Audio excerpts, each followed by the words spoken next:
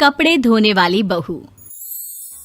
शादी के पहले से ही विभा को कपड़े धोने का बड़ा शौक था।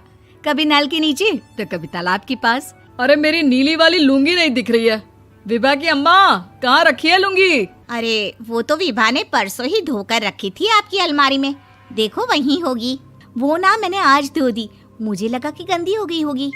अरे कैसे गंदी हो गई थी? उसे तो मैंने पहना भी नहीं। हे भगवान, इस लड़की के कपड़े धोने की आदत से परेशान हो गया हूँ मैं। जितना तो घर में राशन नहीं आता, उससे कहीं ज्यादा डिटर्जेंट पाउडर का खर्चा है। इसकी शादी करवा दो, शादी जाए अपने घर में ही करे काम, फिर चाहे घर के कपड़े धोने हो या पूरे गांव के। हाँ ठीक बोल रही हूँ, देखता हूँ मैं कोई लड़का। वो दिन भी आ जाता है जब विभा को देखने लड़के वाले आ जाते हैं। लड़की मुझे अच्छी लगी। होने वाली सास कहती है, बेटी अगर कुछ पूछना है तो पूछ लो।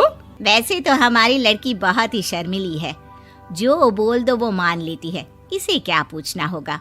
अरे कैसी बात कर रही हो माँ, मुझे इन लोगों के घर रहना है, सवाल तो कई है। हाँ हाँ बेटा, पूछ लो ना, क्या पूछना है। आप लोगों के घर कपड़े कौन धोता है? सास का मुंह बन जाता है। देखो, अगर तुम ये कहना चाहती हो कि तुम्हें कपड़े धोने नहीं आते तो सुन लो, कपड़े मैं ही धोती हूँ, लेकिन तुम्हारे आ जाने के बाद मैं रुमाल तक नहीं धोऊंगी। अरे चुप रहना भाग्यवान, बहू बेचारी घर आई नहीं, उसे डराना शुरू कर दिया। वो क्या है ना बिटिया, अभी तक तो ये कल्लू की माँ ही धोती थी, लेकिन अब तुम्हारे पापा तो दहेज में वॉशिंग मशीन देंगे ही।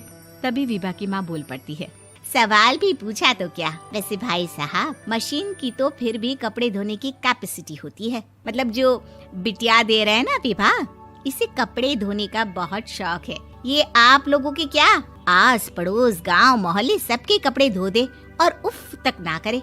बाहर देखा नहीं आपने कितने कपड़े सूख रहे हैं? सब हमारी बिटिया ने ही तो धोए हैं। बस भी करो ना माँ, शर्म आ रही इतनी तारीफ सुनकर। और तो और एक दाग निकाल कर दिखाओ तो मान जाओ। हाँ अच्छा, माफ करना बेटा, मैंने गलत समझा।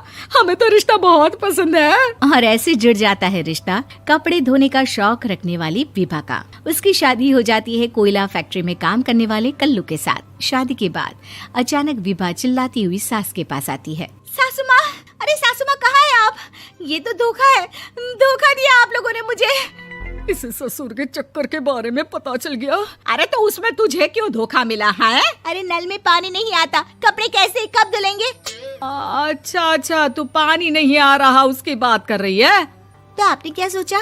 कुछ नहीं। अच्छा, तेरी माँ ने कहा था कि कपड़े धोने का शौक है तुझे, याद आया मुझे। शौक बोलकर कपड़े धोने वाले मेरे जुनून को कम ना आके सासू माँ, कपड़ा धोना मेरा गुरूर है।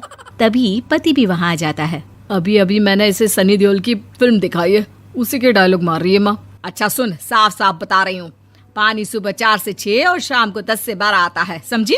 विभा टाइमिंग सुनकर हैरान हो जाती है। ये क्या भूतों का मोहल्ला है? सुबह 4 बजे उठकर कौन कपड़े धोता है? 4 बजे टंकी में पानी जाता है, फिर सारा दिन धोना ना, किसने मना किया?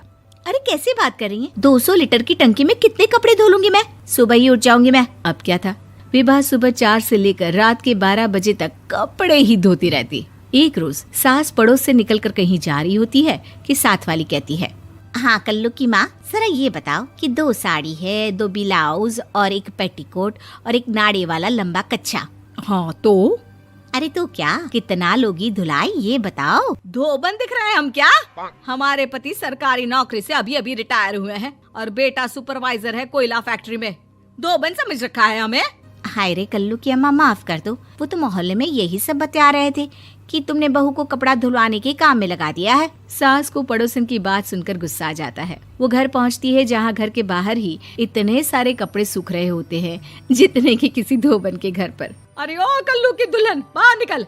माँ जी यहीं आ जाओ, बाथरूम में चादर धो रहे हैं हम। अरे अभी हम धोते हैं, तुमको बाहर निकलो। ये आस पड़ोस वाले बोल रहे हैं कि हम बहू से कपड़े धुलवा कर उसे कपड़ा धोने वाली बना दिए हैं।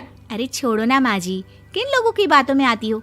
आस पास के लोगों का तो काम ही होता है कि वो किसी तरह सास बहू को लड़ा दे।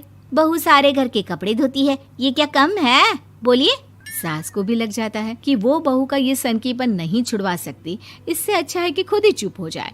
एक रोज सास और बहू मंदिर जाते हैं, जहाँ सास की साड़ी वहाँ खड़ी भीख मांगने वाली से मिलती है। माँ जी क्या बात है, आपकी साड़ी उस भिखारन से कितनी मिल रही है ना? हाँ हाँ, देखो तो दोनों की साड़ी मिल रही है। क्या बात है कल्लू की अम्मा, तुम खुद को तो अफसर की बीवी बताती हो और ऐसी सिंपल सी प्लेन साड़ी पहनकर घूमती हो। सिंपल और प्लेन नहीं है ये साड़ी। तो क्या सोने के धागे से फूल बने हैं?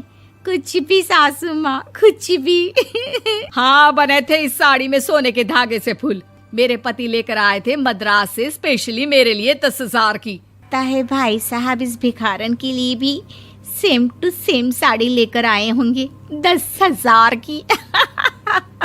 सास उस वक्त कुछ नहीं कहती, लेकिन बहू के साथ घर आती है और अलमारी से एल्बम निकाल कर लाती है। ये साड़ी देख रही है, ये वही साड़ी है जिसे मैंने अभी पहना था। इस साड़ी में ये जो चमकदार फूल दिख रहे हैं ना, ये सोने के धागों से काटे गए हैं। लेकिन तू लोकल वॉशिंग मशीन ब्रश से घिस घिस कर सारे फूलों को निकाल कर साड़ी प्लेन कर दी। मुझे माफ कर दीजिए सासू माँ। और तो और, जब मैंने तुझे तेरी गलती के लिए कुछ नहीं कहा, लेकिन तूने तो सबके सामने मेरा मजाक ही बना दिया। क्यों? बहू को समझ में आ जाता है कि अब से उसका कपड़े धोना बंद।